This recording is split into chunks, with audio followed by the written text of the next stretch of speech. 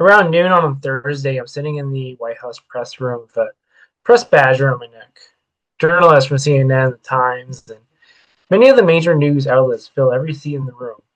And me, the 30-year-old Canadian journalist from Vancouver right now, a magazine that not even people in Vancouver have heard of. We're all waiting for Caroline Levitt to take the podium. Well, most of us are. There's this odd tension in the room. People shift in their chairs. They cautiously speak to each other to fill the silence, like they're waiting for a very strict teacher. Except for the balding man in front of me who's looking at the Reddit thread for a cure to baldness. The tension makes me even more stressed than I already am. I glance at my thin gray tie and wonder if I should have gone with the red white tie to better connect with the man I was about to see. Or would that not have been very not subtle? Does he even know what subtle is? The suit I'm wearing is the one that I own. It does not see a lot of use, if I'm being honest.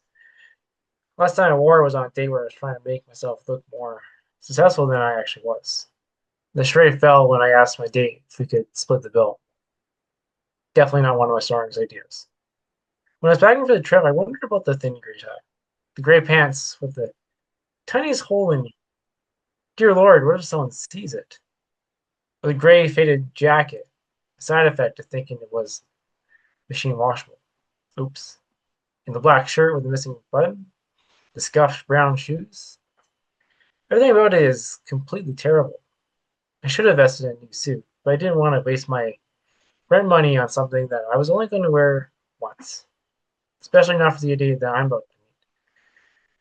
I'm still confused as to why I'm interviewing him.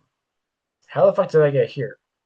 A few weeks ago, I was at my desk in the corner of the Vancouver Right Now office, next to the window where it's coldest during winter, but cooler during the summer. Also, it's far away from everyone else. Thus, it's the best place in the office. There wasn't much on my rickety IKEA reject of a desk. The legs had to be leveled out with wood, and the drawer always got stuck. And except for my laptop, half-filled cup of coffee, and the Excellence in Journalism Award from the Canadian Council of Journalists. It's a statue of a pen with my name on it. Award I was given for a puff piece on the newest additions to Stanley Park. Did they literally have no one else to give it to? Or did my venture capitalist and Elon Musk loving boss pay them off? I was trying to write this article about the newest atmospheric river about to hit the lower mainland, but there were so many distractions. Where should I start? Either it's the brewery downstairs or the chatter and commitment to creative approaches to brewing. By that I mean using oysters, hot dogs, and bacon at the same time. It's definitely not something you want to smell. It's like garbage juice and vomit mixed together. How do people drink that shit? Caleb, the youngest in the office and our social media expert, was making a TikTok in the middle of the office. He was waving his hands around in front of his phone, which was propped up on his desk. It didn't seem like he was doing it halfway either. This was full tilt dancing, like he just didn't care. He had on a thick hoodie, acid wash jeans. They're making a comeback, and a thick chain that kept bouncing around as he danced. I don't think I've ever seen him do any actual work. He has to be the boss's kid. Nepotism is the only logical explanation here. Then there's Julie, who's about 50 or 60. She's a big fan of homemade clothing, and that day she had on a dress made up of blue, green, pink, and any other color you can think of. It reminded me of a poor attempt at Joseph's Technicolor raincoat. Right at that moment, she was eating a full-length carrot, complete with loud bites and open-mouth eating. Gross. Top it all off, Hank, our middle-aged sports reporter, was eating sunflower seeds and spitting the shells into the nearest garbage can. Some of them were getting in. And there's myself, Ben, a man in his 30s. The one or two people is actively trying to save the sinking ship of the company, while the others are doing their best to sink it. I don't even know why I tried, to be honest. If I left, I could get a better job elsewhere, complete with higher pay and better benefits. I wouldn't have to live in my shitty apartment that is somehow too hot and too cold at the same time. It may or may not have asbestos. My landlord told me that last part with a chuckle when I moved in. once or twice or more a day, I question why I stay here. Am I afraid of moving on? Or do I have a delusional belief that things might return to the glory days of yesterday?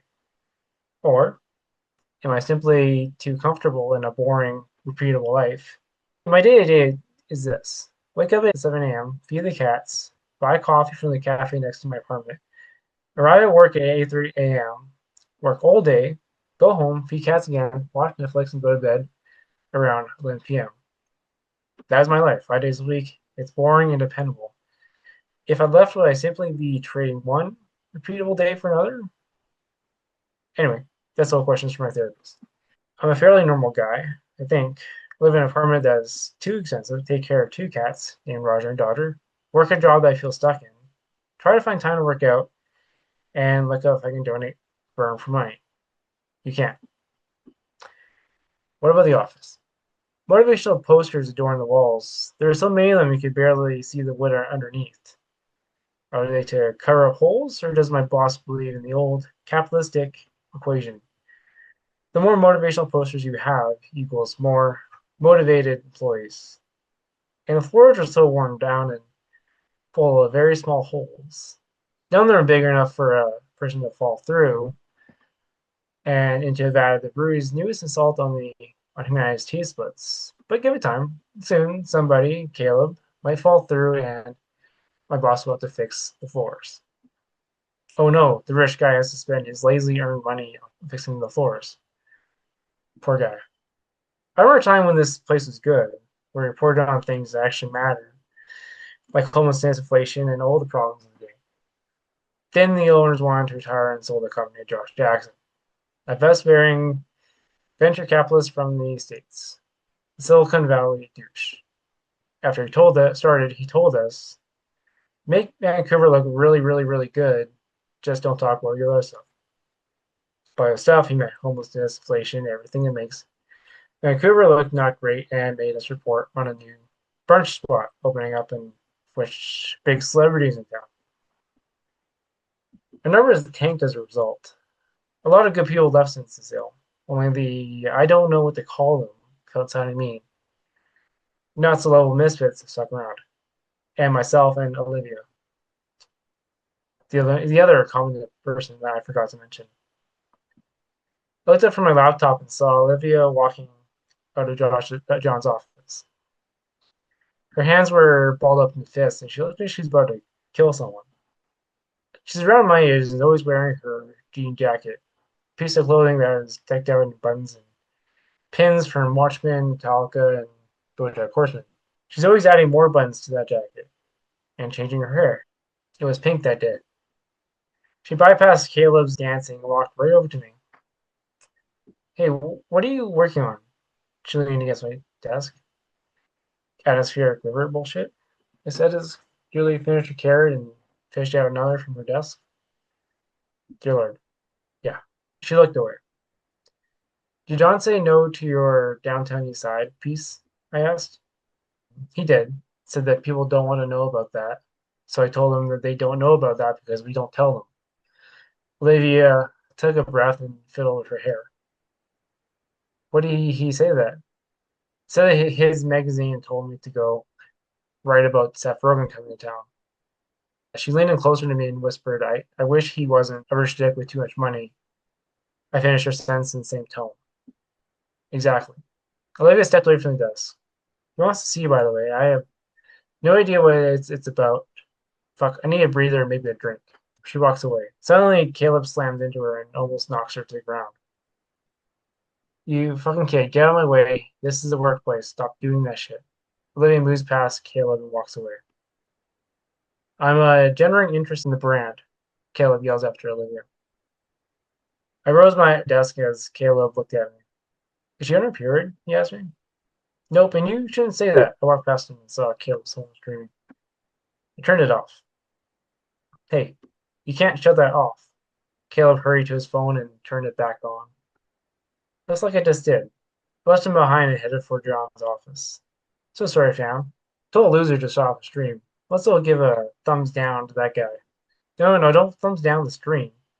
Caleb explained to his thousands or hundreds or tens of fans. Chuckled as I reached John's door. I knocked and wondered, shit, was I about to get fired? Come in, John answered from the other side of the door. I opened the door and stepped into John's large office. He used to be smaller, but he knocked down the walls between his office and the one next door, so he can have a bigger, nicer office. It's good that he gets what he wants.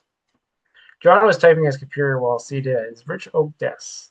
His wide porch of the Last Supper always catches my eye, mainly because instead of Jesus and his disciples, it's billionaires like Zuckerberg, Buffett, Cuban, and Ellison. And Steve Jobs is Jesus because take a seat. John kept typing, so I sat down in the chair in front of his desk. I glanced at the photos of his wife and kids next to his computer. Are they happy to live with a dickhead like him? As I waited, I noticed that brown hair was starting to cover John's once bald head. His new hair plugs must have been working, and his arms looked a little bigger. New trainer, perhaps? For 50 years old, not too bad. Finished typing and looked over me. Now, Ben, John put his hands together on the desk. This doesn't feel right. John stood up, walked around the desk, and leaned against the hardwood, right next to me. Great. It's already weird. Great moments are born from great opportunities. He leaned closer. So close I could smell cologne and aftershave wafting off him. It was strong. Isn't that from Miracle? I asked. No. He shifted a bit. Ain't about how hard you can hit. Cut him off. That's what wrong. Can you just tell me why you brought me in here? I guess someone doesn't want to be inspired today. John crossed his arms. I really had a very good meeting. Something that's good for you and me. He smiled a bit. How? I asked. I met Donald Trump and he agreed to let you interview him. He smiled wider. How? Me? I asked. A little dumbfounded. Seriously, me? Told him such wonderful things about you. I said you were an award-winning journalist, a true Republican through and through. Told him about our publication is about truth above all else and how we want to present him as he really is, not as a woke liberal media makes him out to be. I'm not a Republican, I said. No matter, just fake it. How hard can that be? Well, John, this is a bit surprising, I said. Sure it is, but what a great opportunity for you and me. I narrowed my eyes on John. Does this offer anything to do with you giving Trump 30 million so he'll look the other way on your AI company merger? No, no, no. I don't own an AI company. What's that? John laughed and looked away. Do you remember starting an AI company, calling it not Skynet and trying to merge that company with seriously, we're not Skynet? I said to John. No. There's literally a video in the Oval Office handing Trump a massive check. It almost feels like this interview is a cherry on a very large sundae. Enough. John stepped away and sat down behind his desk. Are you going to do this or not? I leaned back in the chair. I feel like I'm being used here. No one is being used here. It's just an interview. John smiled again. I'm not sure about this. Okay, let me make this a little sweeter. John grabbed a piece of paper from his desk and wrote a number down on it. He passed it over to me. I looked at it. There were a lot of zeros. That would fix a lot of problems in my life. I could finally get a new apartment, clear all my debt, get my cat's teeth cleaned, and finally travel. Like Thailand? That number?